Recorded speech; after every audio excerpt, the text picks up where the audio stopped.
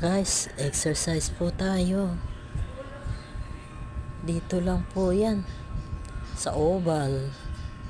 Sa Banga Park. May Kawayan, Bulacan. Pagkagaling ko po sa pagpapalaboratory, tumuloy na po ako dito para makapag-exercise. Napakaluwang po ng Oval na yan, guys. Minsan magpunta kayo dito.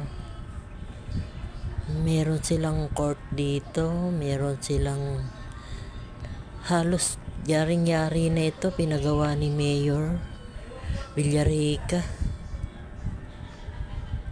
Tara na po, exercise po tayo. Thank you for watching. God bless us all.